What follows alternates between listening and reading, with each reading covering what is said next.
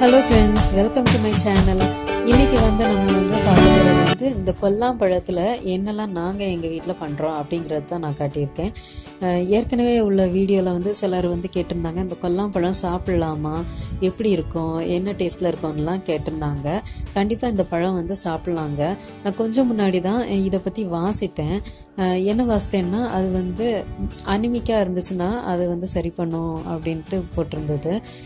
அதாவது சாப்பிடலாம் அப்படின்னு போட்டிருந்தது. அப்புறம் இம்யூன் பவரையும் இன்க்ரீஸ் பண்ணணும்னு போட்டிருந்தது. டயபெட்டிஸ் ஆட்கள் கூட சாப்பிடலாம். அப்புறம் கால் பிளாடரில் ஸ்டோன் இருந்துச்சு அப்படிங்கிறவங்க கூட இதை சாப்பிடலாம். அதாவது பித்தப்பை கல்லுன்னு சொல்லுவாங்கல்ல, அதுதான். பொதுவாக பித்தப்பை கல்லுக்கு நம்ம ஆப்பிள் சாப்பிடலான்னு சொல்லுவாங்க. அதுவும் உண்மைதான். ஒரு 3 மாதம் நீங்கள் தொடர்ந்து சாப்பிட்டீங்கன்னா பித்தப்பை கல் சரியாகும்னு சொல்கிறாங்க. அது மட்டும் இல்லாமல் இது கூட நான் இப்போ வாசித்ததில் இது கூட சரியாகுங்கிற மாதிரி போட்டிருந்ததுங்க. இவ்வளோ பெனிஃபிட்ஸ் இதில் இருக்குது. சிலருக்கு இதோட டேஸ்ட் எப்படி இருக்கும் அப்படிங்கிறது தெரியாது. இது எப்படி இருக்கும் அப்படின்னு பார்த்தீங்கன்னா, சில மரத்தோட ஒவ்வொரு மரத்தை பொறுத்து டேஸ்ட் மாறும். அதாவது இனிப்பு தான் மாறும். நான் இன்னைக்கு எடுத்திருக்கிற பழத்தில் உள்ள இது நல்லா இனிப்பாக இருக்கும். அதாவது இனிப்பும் கொஞ்சம் துவர்ப்பும் இந்த மாதிரி தான் இருக்கும். இனிப்பும் துவர்ப்பும் கலந்த ஒரு கலவையாக தான் இருக்கும்.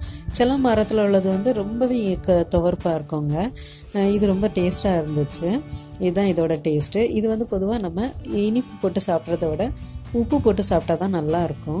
இது பொதுவாக முழுசாகவே சாப்பிடுவாங்க. முழுசாக சாப்பிட்றதா இருந்தால் அப்படியே போட்டு சாப்பிடணும். ஏன்னா இது ஃபுல் அண்ட் ஃபுல் ஜூஸியாக தான் இருக்கும். இந்த பழத்தை பார்த்திங்கன்னா அப்படி ஜூஸாக தாங்க இருக்கும்.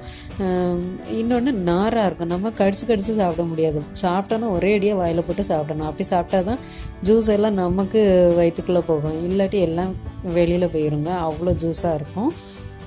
அப்புறம் இதோட ஸ்மெல், இதோட வாசனை எப்படி இருக்கும் அப்படின்னு பார்த்தீங்கன்னா பலாப்பழ வாசனையாக தான் இருக்கும். பலாப்பழம் வாசனை உங்களுக்கு பிடிச்சதுன்னா இதோட வாசனையும் உங்களுக்கு கண்டிப்பாக பிடிக்கும். அதோட வாசனை தான் இதுலேயும் இருக்குங்க. இப்போ வாங்க நாங்கள் எங்கள் வீட்டில் எப்படி எப்படிலாம் வச்சு சாப்பிட்றோம் அப்படிங்கிறத காட்டுறேன். இப்போ இந்த முந்திரி பழம் நான் 2 துண்டா வெட்டி வச்சிருக்கிறேன். பாருங்க, சீடு வெளியில இருக்கிறதுனால இதுக்கு அந்த ஃப்ரூட்டுக்குள்ள சீடே கிடையாது. பக்கத்துல உப்பு வச்சிருக்கிறேன். இதை தொட்டு சாப்பிடலாம். இதை தொட்டு சாப்பிட்டாலுமே இதில் நாரா இருக்கிறதுனால நமக்கு பாதி ஜூஸும் வேஸ்டா தான் ஆகும்.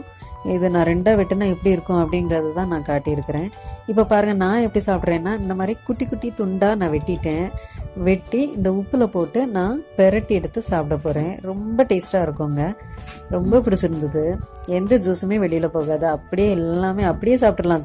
சவைச்சு துப்பியெல்லாம் செய்யாதீங்க, அப்படியே சாப்பிட்ருங்க. ரொம்ப நல்லா இருக்கும்.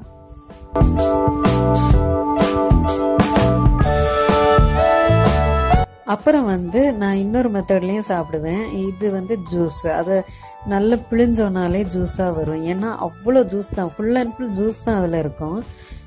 நம்ம கையை வச்சு பிழிஞ்சாலே அவ்வளோ ஜூஸ் வரும். நீங்கள் கையை வச்சு புளிய வேண்டாம் அப்படின்னு நினச்சிங்கன்னா எலுமிச்சம்பழம் புளியும்ல, ஆச்சு கூட புளியெல்லாம் நான் நினைக்கிறேன். ஒரு வாட்டி நான் புளிஞ்சு பார்த்ததில்ல. ஒருவேளை அதில் புளிஞ்சாலும் இதே மாதிரி நல்லா வரும் அப்படின்ட்டு தோணுது எனக்கு. அதனால நான் உங்களுக்கு சொன்னேன், நீங்கள் வேணும்னா ட்ரை பண்ணி பார்க்கலாம். இப்போ பாருங்கள், என் கையில் 4 தான் இருந்துச்சு. அவ்வளோத்தையும் புழிஞ்சு இவ்வளோத்துக்கு ஜூஸ் வந்தது. இது நம்ம இனிப்பு போட்டு சாப்பிட வேண்டாம். இதுக்கு உப்பு போட்டு சாப்பிட்டா தான் ரொம்ப நல்லா இருக்குங்க. நான் இப்போ உப்பு போட்டு தான் ஜூஸ் பண்ணி வச்சுருக்கிறேன். பார்த்தீங்களா, இவ்வளோ வந்திருக்குது.